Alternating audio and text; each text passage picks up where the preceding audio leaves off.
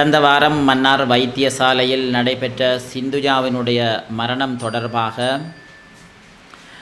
எங்களால் மரணம் நடந்து அவருடைய கணவரால் இங்கிருக்கின்றார், அவரால் தகவல் கொடுக்கப்பட்ட அடுத்த சில மணி நேரங்களிலிருந்து நாங்கள் அதற்கு நியாயம் கிடைக்க வேண்டும் என்பதற்காக பல்வேறு விதமான முயற்சிகளை மேற்கொண்டு வருகின்றோம். வைத்தியசாலை தரப்போடு உடனடியாக தொடர்பு கொண்டு இந்த விடயங்களை அவர்களோடு வலியுறுத்தியதுடன் தொடர்ந்தும் அந்த விசாரணைகள் சம்பந்தமாகவும் ஒவ்வொரு நாளும் அவதானித்து கொண்டு வருகிறோம், அவர்களோடு உரையாடி கொண்டு வருகிறோம். உள்ளக ரீதியாக வைத்தியசாலையிலே விசாரணைகள் முடிவிட்டிருக்கின்றன. பிராந்திய சுகாதார சேவைகள் பணிப்பாளருடைய விசாரணையும் முடிவிட்டிருக்கிறது. வடக்கு மாகாண சபையினுடைய சுகாதார அமைச்சினுடைய விசாரணையும் முடிவிட்டிருக்கிறது. கள அறிக்கையும் முடிவிட்டிருக்கிறது. 4 விதமான முதலாம் கட்ட விசாரணை தற்பொழுது முடிவிட்டிருக்கிறது.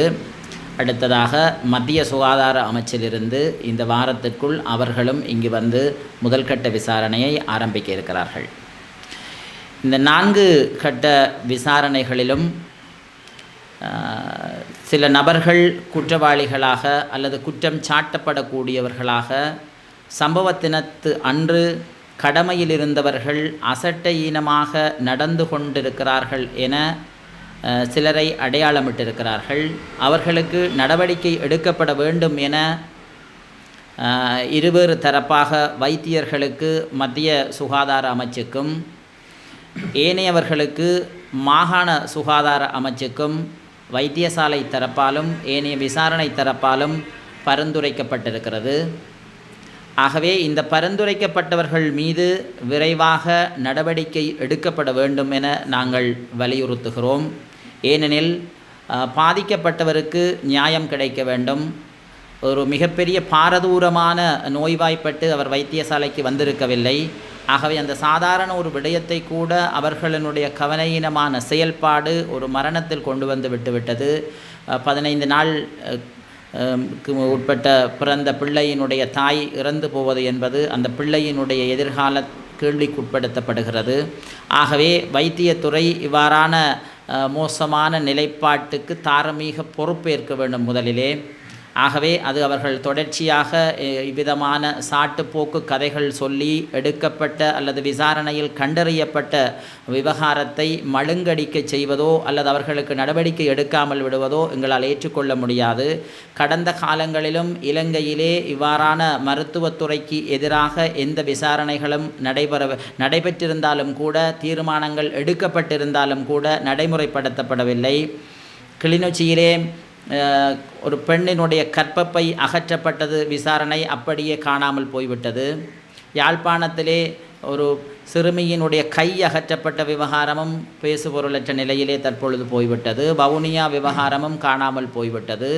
கிளிநொச்சியிலே கொரோனா வைத்தியசாலையிலே பல லட்சம் ரூபாய் ஊழல் என நிரூபிக்கப்பட்டு பெயர் குறிக்கப்பட்டு அவர்கள் மேல் நடவடிக்கை எடுக்கப்பட வேண்டும் என விசாரணை குழு அறிவிக்கப்பட்டிருந்தும் இற்றவரைக்கும் நடவடிக்கை எடுக்கவில்லை. அதில் குற்றம் சாட்டிய நபரைத்தான் போலீசார் விசாரணைக்கு அழைத்திருந்தனர். இப்படித்தான் இலங்கையினுடைய நீதித்துறையும் நிர்வாகத்துறையும் இவ்வாறான நிலைப்பாடுகளில் கடந்த காலங்களில் அரசியல் விவகாரங்களை எவ்வாறு கையாண்டார்களோ அப்படித்தான் நிர்வாக நடைமுறைகளிலும் தங்களுடைய அசமந்த போக்கை தொடர்ச்சியாகவே செலுத்தி வருகிறார்கள். ஆகவே இது இவ்வாறு இல்லாமல் மன்னார் வைத்தியசாலையிலும் கடந்த காலங்களில் இவ்வாறான சம்பவங்களும் நிகழ்ந்திருக்கின்றன. அதற்கு எதிராக நாங்கள் போராட்டங்கள் நடவடிக்கைகள் மேற்கொண்டு அதனை குறிப்பிட்ட சில காலங்கள் இவ்வாறான நிலைமைகள் ஏற்படாமல் தவிர்த்து அல்லது குறைத்து வைத்திருந்தோம்.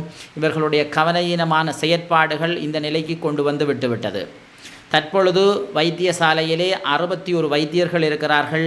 இதில் 56 பேர் வெளி மாவட்டத்தைச் சேர்ந்தவர்கள், 5 பேர்தான் மன்னார் மாவட்டத்தைச் சேர்ந்தவர்கள். நாங்கள் மன்னார் மாவட்டத்திலிருந்து நூற்றுக்கணக்கான வைத்தியர்கள் வெளி மாவட்டங்களிலே பணிபுரிகிறார்கள். தயவு செய்து நீங்கள் எல்லோரும் மன்னாருக்கு வந்து குறைந்த காலமாவது பணியாற்றுகின்ற ஒரு மனநிலையை நீங்கள் உருவாக்கி கொள்ளுங்கள்.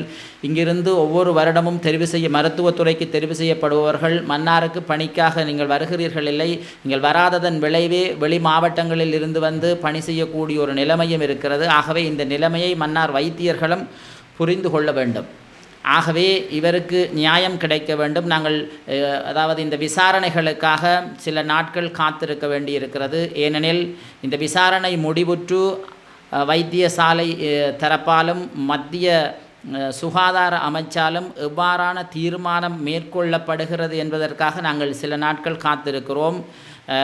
இதுக்கு அப்பால் இவருக்குரிய உடலியற் கூற்று பரிசோதனை அறிக்கை இன்னும் வெளிவரவில்லை. அது இந்த வாரம் வெளிவரும் என கூறப்படுகிறது. அது வெளிவந்த பின்னர் 3 அல்லது 4 நாட்களுக்குள் சம்பந்தப்பட்டவர்கள் மீது நடவடிக்கை எடுக்க வேண்டும். ஒன்று நடவடிக்கை எடுத்து அவர்களுக்கு உரிய தண்டனை வழங்குவதற்குரிய வழி ஏற்படுத்தப்பட வேண்டும். இல்லையேல் நாங்கள் நீதிமன்றத்தை நாடுவதற்குரிய ஏற்பாடுகளை செய்ய இருக்கின்றோம். உடனடியாக நாங்கள் நீதிமன்றத்தை நாடினால் நீதிமன்றத்திலே வழக்கு இருக்கிறது, நிர்வாக ரீதியாக எங்களால் எந்த விதமான தண்டனையும் வழங்க முடியாது என்கின்ற அவர்கள் இலகுவாக அதிலிருந்து தப்பித்து விடுவார்கள். ஆகவே இதற்காகத்தான் நாங்கள் காத்திருக்கிறோம்.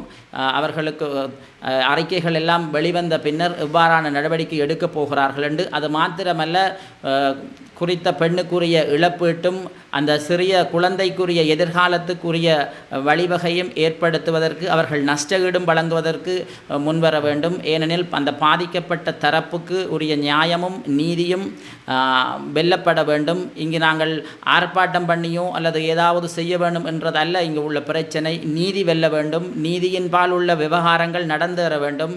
இற்றவரைக்கும் வைத்தியசாலை தரப்பு தாங்கள் நேர்மையாக நடந்து கொள்ளுவோம் என அவர்கள் கூறுகிறார்கள். அவர்கள் கூறுகின்ற வார்த்தைகள் உண்மையாக இருப்பின் அதன்படி நடந்து கொள்ள வேண்டும். ஆனால் இலங்கையிலே இவ்வாறான நடவடிக்கைகள் வேறு எங்கனும் முன்னுதாரணம் இல்லை என்பதனால் எங்களுக்கு அவர்களை நம்பக்கூடியதாக இல்லை. இருந்தாலும் நாங்கள் சில நாட்கள் அவர்களுக்கு காலத்தை வழங்கி காத்திருக்கின்றோம். இல்லையேல் நாங்கள் சட்டத்தை நாடி நீதியை பெற்றுக்கொள்ளக்கூடிய ஏற்பாடுகளை செய்வோம் என்பதனையும் தெரிவித்துக் கொள்கிறோம்.